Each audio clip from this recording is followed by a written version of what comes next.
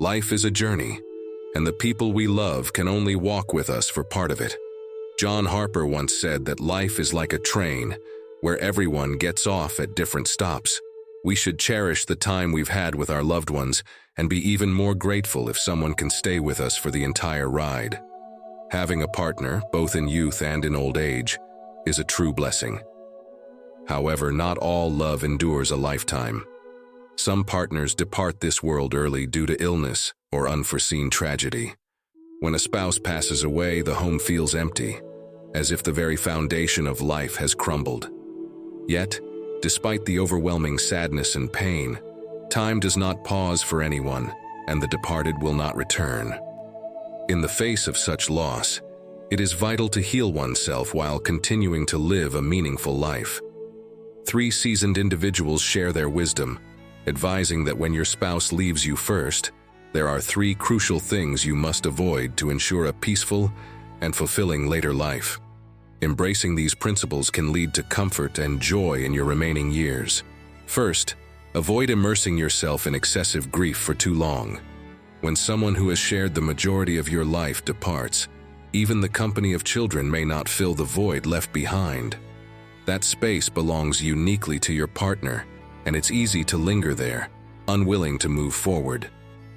Sarah Thompson, at 67, recalls the time when she was 64 and lost her husband. She describes herself as a walking corpse during those days, finding life meaningless and often considering following him in death. She spent countless nights weeping, unable to sleep, lying alone in the wide double bed that once held them both. But each time she looked at their old photos, full of joy, she found a reason to persist. She knew her husband wouldn't want her to live in such despair. Sarah finally understood that while the separation of life and death is the most sorrowful experience, the deceased are gone, and the living must go on. No matter how sweet the memories, dwelling on the past prevents you from embracing the beauty of the present and the hopes of the future. Learning to look forward and live well in the now is not only a duty to oneself, but also a way to let the deceased spouse rest in peace. When your spouse is gone, stay calm, comfort yourself, and take care of your health. Keep a clear mind and do not let grief consume you. Slowly adjust your mindset, regain confidence, and strive to live a self-sufficient, strong life. Find ways to cheer yourself up. Eat when you're hungry, sleep when you're tired. Take walks in the park and stroll through the streets. Do not depend on others. Instead, learn to savor solitude with grace and wisdom. Nurture your spiritual world and embrace loneliness as you would savor aged wine, finding endless enjoyment in life. Even when lonely, connect with friends, talk about everything, and discover joy in solitude, making your later years a time of quiet contentment. Second, avoid relying too heavily on your children. In old age, when a spouse is gone, it's natural to turn to your children. Many single parents believe living with one of their children is the best retirement option. However, young people today often prefer to live separately from their elderly parents, not just due to different living habits, but also differing views on spending and child rearing. Mrs. Harper, at 65, shares her experience. After her spouse passed away, she lived with her daughter for several years but now lives alone again. Initially, she believed that mutual support between parents and children was natural. I raised you when you were young and you accompany me in my old age. However, after dedicating herself entirely to her daughter's family, she found that what she received in return was growing disdain over time. Reflecting on her years living with her daughter, Mrs. Harper chose to live alone again. Back in her own home, she felt lonely and idle at first, but eventually, she learned to enjoy solitude. She rediscovered her interests, joined calligraphy and painting classes, and made like-minded friends.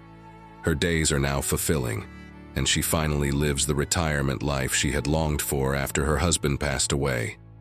Lastly, avoid rushing into a new relationship or remarriage. It's said that second marriages are often risky, especially in old age. While this isn't entirely true, it's not entirely wrong either. Elderly remarriages involve habits and views shaped over decades, and everyone carries their own selfishness. It's challenging to walk the rest of life's journey together sincerely when both parties are set in their ways. Mary Collins, at 62, shares her story of 2 marriages. Her first husband died when she was 53, and 3 years later, she remarried but divorced within a year. Reflecting on her second marriage still brings pain and anger. She hopes to share her experience to remind others considering remarriage in their later years. After her first husband's death, Mary was deeply grieving. Her son, worried about her, wanted her to live with him, but she didn't want to be a burden. Instead, she joined a dance and poetry recitation class where she met her second husband, Mr. Lawson. They grew close, and after some time, Mr. Lawson proposed.